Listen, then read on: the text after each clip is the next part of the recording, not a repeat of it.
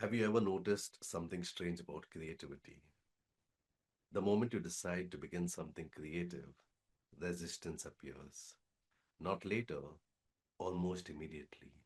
A voice in the background that says things like, maybe this isn't necessary. This is probably a waste of time. Who do you think you are? And that can be confusing because nothing has even happened yet. You haven't written the page. You haven't picked up the brush. You haven't played the first note, but the resistance is already there. And most people, we tend to interpret that moment the wrong way. They assume the resistance means that they lack discipline or talent or commitment. But week one of the artist way begins with a very different understanding. What you are experiencing is not failure, it's protection. Creative work exposes us, and whenever exposure appears, the mind instinctively moves towards safety. So, week one does not begin with creativity, it begins with safety. Over the past year, I've been facilitating a series of live deep dive sessions into the work of Julia Cameron on Insight Timer. Each week, we've been exploring one section of her work together, reflecting on the ideas, the exercises, and the resistance people encounter as they move through the process. And one thing has become very clear through those conversations.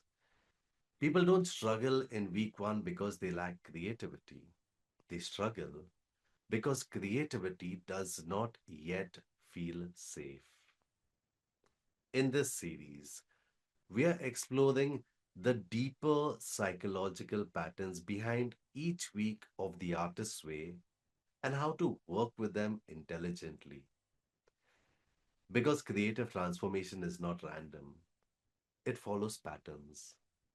And when you understand the pattern, resistance stops feeling personal.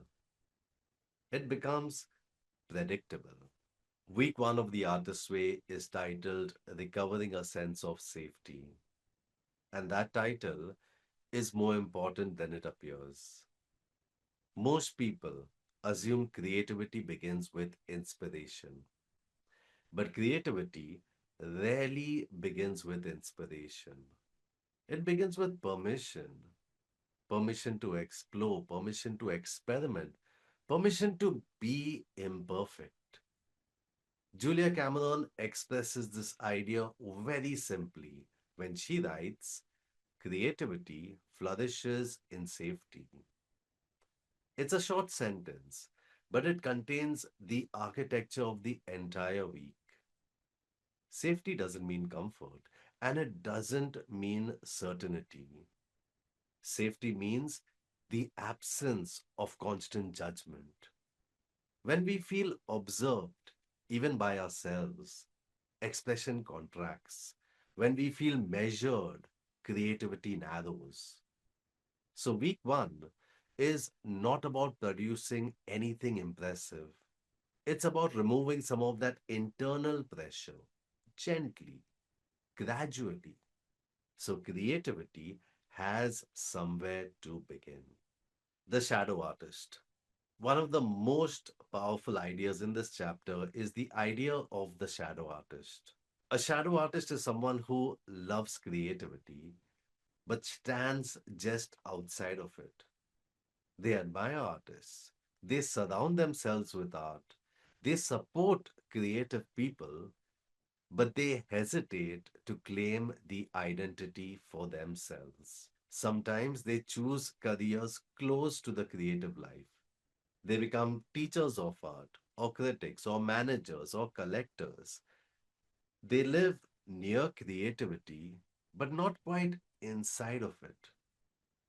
And often the reason for that has very little to do with talent.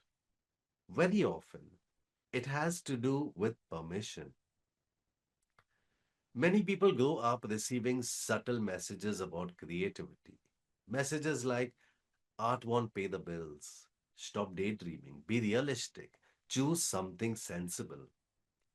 These messages, they are often given with the best of intentions. Parents want stability for their children. Teachers want practicality. But over time, those messages become internalized. And slowly a quiet conclusion forms. Creativity may be admirable, but it probably doesn't apply to me. And that is how many shadow artists are formed. Not through lack of talent, but through lack of encouragement. Why creativity feels unsafe. Once those early messages become internalized, creativity can begin to feel psychologically risky. Because creativity involves visibility, it involves uncertainty, it involves the possibility of criticism, and the mind does not enjoy uncertainty. So the mind develops a protective voice, the inner critic. Most people, they treat the critic as an enemy, but it can be helpful to understand that the critic originally developed as protection. At some point, it learned if I stop myself early, I won't embarrass myself later. If I criticize myself first, others won't have the chance. If I don't try, I can't fail.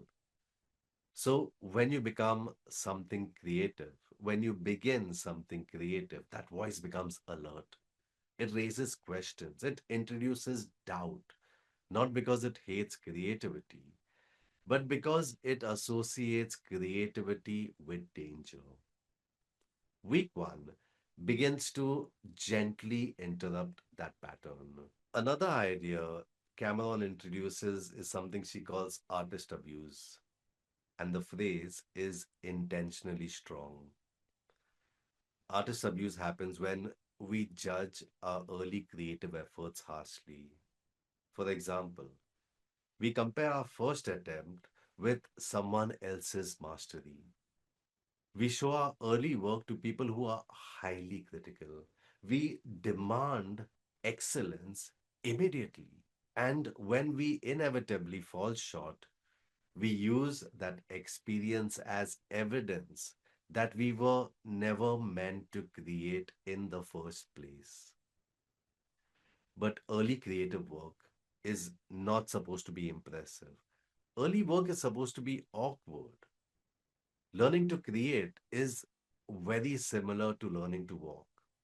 First, there's crawling. Then there are small, unsteady steps. Then there are falls. Progress happens gradually. And Cameron offers a principle that is extremely helpful here. Progress, not perfection. The goal of creative recovery is not to look impressive. The goal is simply to continue moving. Co-negative beliefs. Underneath many creative blocks are deeper beliefs. Beliefs we often never say out loud. For example, if I take my creativity seriously, people will reject me. If I succeed creatively, my life will become unstable. I'm not talented enough. It's too late for me. I'll look foolish. These beliefs look convincing. These beliefs feel convincing. But Cameron makes a very important distinction. They are beliefs, not facts. And very often they are inherited from somewhere, from family, from teachers, from culture, from past criticism. Week one begins the process of making those beliefs visible. Because once beliefs become visible, they can begin to loosen their hold. And this is where the tools of the artist way begin to come in. Morning pages. Affirmations. Exercises designed to bring hidden thoughts into the open. The purpose of these tools is not to produce brilliance. Their purpose is awareness. When hidden fears are written down, when negative self talk becomes visible, something important happens. It becomes harder for those thoughts to operate quietly in the background. Awareness begins to weaken the block. Strategic focus for week one. So, if you are working through week one, I would suggest keeping the focus very, very, very simple. You are not trying to produce great work. You are not trying to prove your creativity. You are simply trying to create a small space of safety, a space where creativity is allowed to exist without punishment. Consistency is more important than brilliance. Gentleness is more important than intensity. And curiosity is more helpful than judgment. Resistance forecast. It is also helpful to know that resistance may still appear. You may feel skeptical about the exercises. You may feel bored, or you may feel silly writing affirmations, or you may feel tempted to skip parts of the process entirely. And that reaction, it's not unusual. It is simply resistance doing what resistance does. You do not need to argue with it, and you do not need to overcome it. You just need to notice it and continue. Creative recovery begins quietly. Before expression comes permission.